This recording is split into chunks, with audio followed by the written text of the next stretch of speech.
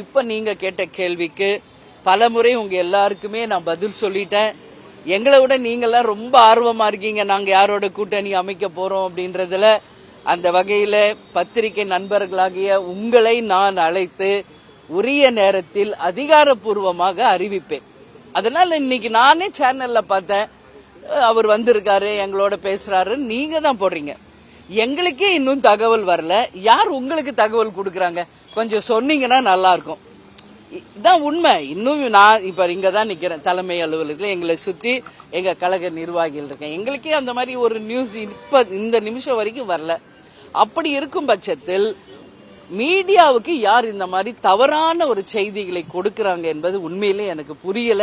நான் பலமுறை உங்க எல்லார்ட்டையும் சொல்லிட்டேன். அப்படி ஏதாவது டவுட் இருந்தா எங்க கிட்ட கேளுங்க, நான் விளக்கம் சொல்றேன்னு. பட் நீங்க உங்க செய்தியை போடுற மாதிரி தான் இருக்கீங்க. நீங்க போட்ட செய்தியில் 1% கூட உண்மை இல்லை. இந்த நிமிஷம் வரைக்கும் யாரும் எங்களை அணுகவும் இல்லை, எங்களுடன் தொலைபேசியிலும் தொடர்பு கொள்ளல.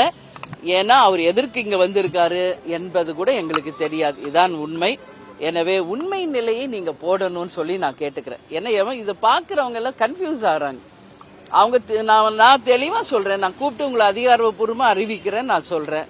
ஆனாலும் நீங்க டெய்லி ஏதோ ஒரு நியூஸ் உங்க டிஆர்பிக்காக நீங்க போட்டு கன்ஃபியூஸ் பண்ணாதீங்க யாரையும். அப்படி ஒரு டிசிஷன் நாங்க எடுத்தா நான் ஃபர்ஸ்ட் கூப்பிட போறது உங்களை தான். இப்பவும் சொல்றேன். அதனால தவறான செய்திகளை போட வேண்டாம் என்று நான் கேட்டுக்கொள்கிறேன். என்டிஏ சம்பந்தமா யாரும் நம்ம கிட்ட பேசல, என்டிஏ கூட நம்ம போகல, இல்ல வேற ஏதாவது கூட்டணி கூட போகிறோமா, யார் கூட கூட்டணின்ற முடிவு எடுத்திருக்கோம் இல்ல. அதுதான் இன்னும் நாங்க டிசிஷன் எடுக்கல. நீங்க கேக்குறீங்க என்டிஏன்னு. அவர் வந்திருக்காரு, 23ஆம் தேதி பிரதமர் வருகிறார் என்பதை தொலைக்காட்சியில தான் நான் பார்த்தேன். அவங்க பொதுக்கூட்டத்துக்கு வர்றாங்களா, அவங்க கட்சி சார்பான கூட்டமா, அவங்க கூட்டணி சார்பான கூட்டமா என்பது கூட இன்னும் யாருக்கும் அது தெரியல. அதனால உங்களை மாதிரி தான் நானும் எதுவும் தெரியாது. எங்களை பொறுத்த வரைக்கும் தேமுதிகவை சார்ந்த பொறுத்த வரைக்கும் நான் ஏற்கனவே சொன்னது போலதான், மாநாட்டிலையும் பிரஸ் மீட்லயும் நான் சொன்னது போல, எங்க மாவட்ட செயலாளர்கள் கழகத்தினுடைய நிர்வாகிகளை கலந்தாலோசிச்சு ஒரு தெளிவான ஒரு முடிவை பத்திரிகை நண்பர்களாக உங்களை அழைச்சு நாங்க அறிவிப்பேன். அதுக்கு முன்னாடி 24ஆம் தேதியிலிருந்து பிப்ரவரி 2ஆம் தேதி வரைக்கும் 4ஆம் கட்ட பயணத்திற்கு நாங்க கிளம்புறோம். அதுவும் ஏற்கனவே திட்டமிட்டபடி அந்த பயணமும் நாங்க செய்ய இருக்கிறோம். அதாவது உள்ளம் தேடி இல்லம் நாடி மற்றும் மக்களை தேடி மக்கள் தலைவர் 4ஆம் கட்ட பயணம் நாங்க தொடர இருக்கிறோம் என்பதையும் தெரிவிச்சுக்கிறேன்.